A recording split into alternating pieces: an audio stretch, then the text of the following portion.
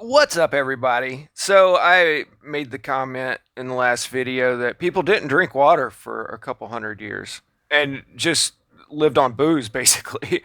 I get things wrong all the time, but I don't ever just make things up. So, True Grit says, love the channel, but to say that nobody drank water for hundreds of years, instead drink alcohol, literally not possible. Everyone would have died. Plus, it takes water to make beer. Thanks for the comment, True Grit. At least it's a legit comment and not just throwing a bunch of random things together that don't have anything to do with each other, which happens a lot. But yeah, let's talk about this. I mean, there's no ubiquitous statement about all of history and all people, but people used to drink a lot. And this is actually pretty important to understand in putting history into proper context because a lot of these people were absolutely sloshed. It was a way of life. Everybody's heard of the drunken sailors, right? And it wasn't just them. I mean, this goes into all walks of life because most of the water was tainted everywhere. But the drunken sailor thing, and this went for all of the armies too. You can't get the armies in history to do the things that they've done without getting them absolutely hammered. But let's start from the beginning here. Now, I have read about this in multiple places ever since high school. I knew this back in high school. We learned about it. And to be honest, just about all of us would be shocked on a night out all the way up until the early 1900s in America. I mean, there's drinking stories about how they were at an execution and his buddy was having a go with a girl that he had just met and just all kinds of crazy stories. There was a lot of boozing going on back in the past. But in Europe, for a couple hundred years, the water was contaminated and they mostly drank booze. And I'll give you a specific example on this. This is by Mark Grubert, Rehab Nation. And I'm just going to read you the transcript from the video that these guys did on it. Well, I'll paraphrase and tell you guys the story. So there were two ships in the expedition. It was the Mayflower and the Speedwell. And it took them 66 days to get across what would normally take about 40. They had a lot of bad weather, and an extra 26 days might not sound like much, but try spending 26 days in a closet and tell me how that wasn't that bad. Let's make it a closet with 102 of your best friends that haven't had a bath in months, that hardly ever had baths, and you're all stuck on this ship for 66 days. I keep saying how ships are totally underrated technology. This could ship 400 tons of cargo. And sailors' real jobs were loading and unloading the ships. Being out at sea was the get our rum rations and let's all try to act right so the captain doesn't make us swab the deck all day. So these pilgrims that, everybody thinks of, these dorky kind of peoples in their little costumes, and these guys were avant-garde explorers. I mean, this would be like you packing up right now and going and living on the Mongolian steppe. They really had no idea what they were getting into. Not going to go off too much on them, but these were some hard-drinking, adventurous people. So they had 42 tons of beer down in the cargo holds and 10,000 gallons of wine. And by the time they get to Plymouth Rock, all of this had been drank except for the sailors' rations that they had for their return journey. They got there in January and February. It was all bad weather, so they couldn't set sail back, so they stayed with the Pilgrims for a while. The Pilgrims were out of booze and seriously started getting the DTs and started getting sick, and the captain of the ship said, we're only going to give a can of beer to those who are really sick, which it wasn't a can, but... So, they had got to know the sailors on the way and everything. So alcohol withdrawals are very severe and bad things. And when you see somebody in that state, you're going to want to help them. So they were giving them, just a little bit here and a little bit there for the worst of them. Eventually, the captain says, I got to get out of here. I got to go back to Europe, and you got to get off the ship. So everybody abandons ship, and they go on land where they're liquorless, and the first thing they do is start to quickly making stills. And I'm quoting here, the beer itself has to be made with hops and grain, and they don't even have that in the New World. That comes from Europe. You don't even have that, so they start trying other weird items like beer made out of corn, beer made out of molasses, beer made out of whatever they've got. But it's a desperate attempt to save themselves from going into the DTs and having convulsions. And you can die. You can die from that. So they don't realize that there's water in Plymouth that is clean. To them, the concept of drinking water is so foreign that the captain of the ship starts yelling at them to drink the freaking water. And they don't want to because they know throughout history that water kills people. That's quoting his conversation. So now everybody would have had varying degrees of withdrawal because, some people drink a lot and then some people would just drink with their meals and just to survive. But they were all about to dehydrate themselves completely, and it never crossed their mind as an option to drink the water. They were so used to the water in Europe that for hundreds of years was contaminated. So I'll get to that in a minute. He brings up a lot of interesting points about the history of alcohol here. So he says that literally every housewife had a recipe for brewing beer, and people have always had wine. But Hieronymus Brunswick in the early 1500s was translating an ancient Egyptian text on how to distill perfume, and he accidentally discovered the distillation of alcohol. Now, by 1515, the Dutch had taken juniper berries, put them into a distilled machine, and out the other side comes what we know as Geneva or gin. Now, keep in mind that like beer and wine are, anywhere from 2% alcohol to 6-7% maybe. I guess wines can be a little bit more. But now with distilled booze, you've got Rocket Fire, you've got 50 proof gin. So the Dutch put a tax on all of that gin that they were selling because it was the new crack of Europe and raised the largest army in Europe. This is otherwise known as the Dutch East India Trading Company. So that whole affair got started because of gin and booze.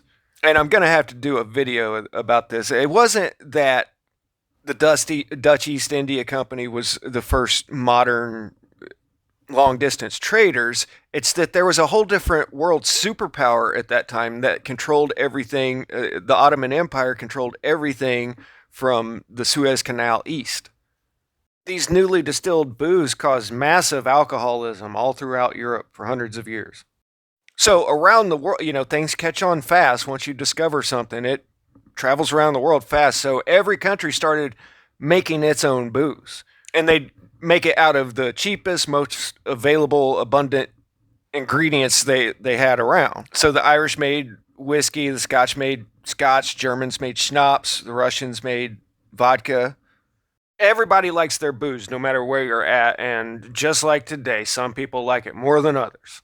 But let's get back to the contaminated waters of Europe. Like I've covered numerous times now, I've got records showing that 2/3 of the European population perished all in a short amount of time. There's a lot of accounts of earthquakes and tsunamis and multiple towns slipping off into the sea all at once. But one of the most devastating parts of this is it started raining, it didn't stop for a few months, and it flooded everything. Here it says an infinite number of people and cattle were all drowned. So there were rotting carcasses everywhere, and this contaminated all the waters of Europe.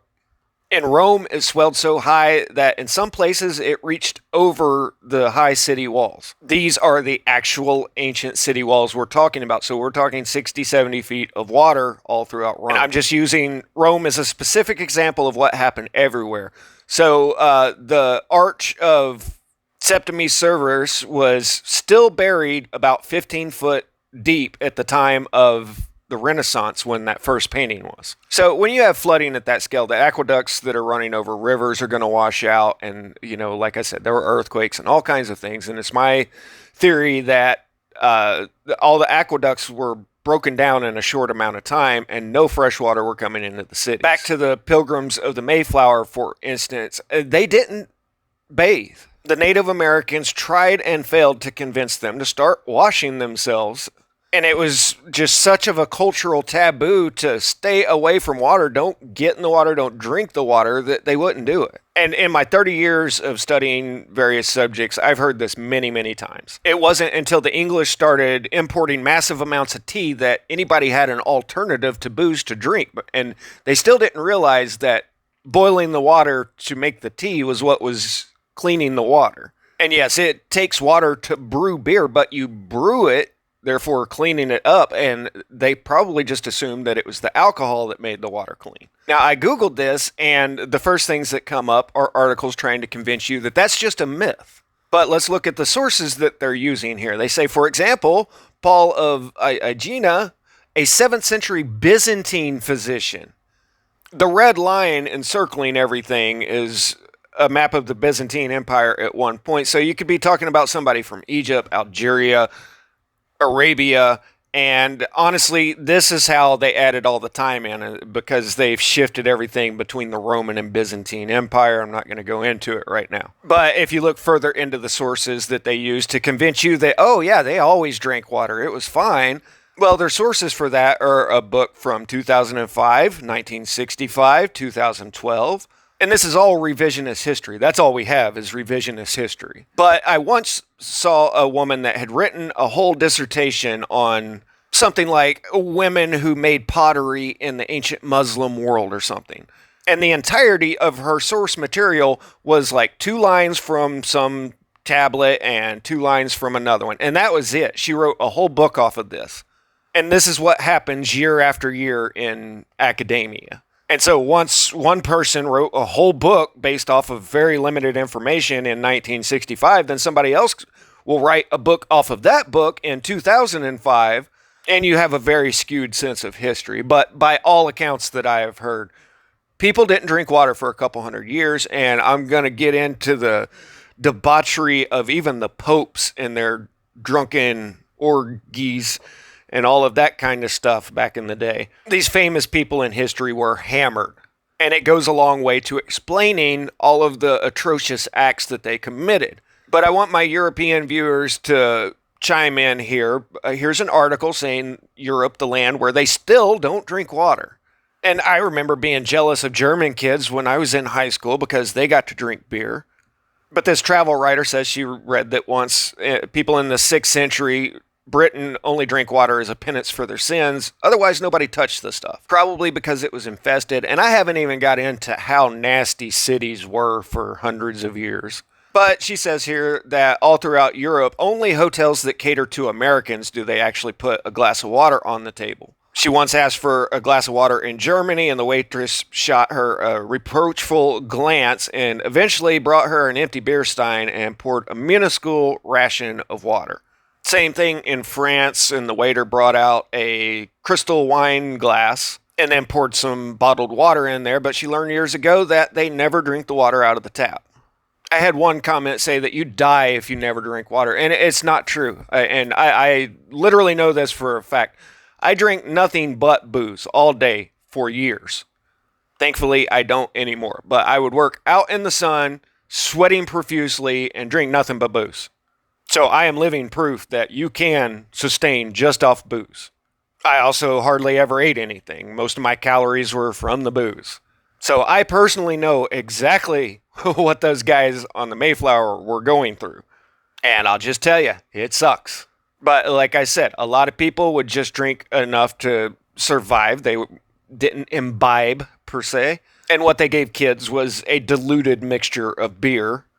But just like with any group of people, if you have an unlimited supply of alcohol put in front of them, there's going to be a lot of them that drink way, way, way too much, like me.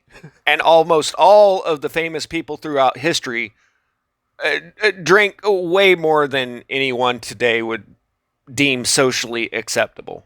And things like the extermination of the Native Americans in the western United States after the Civil War would have never happened if they didn't get their soldiers absolutely smashed.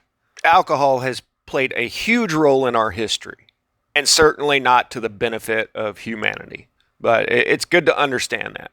Static out.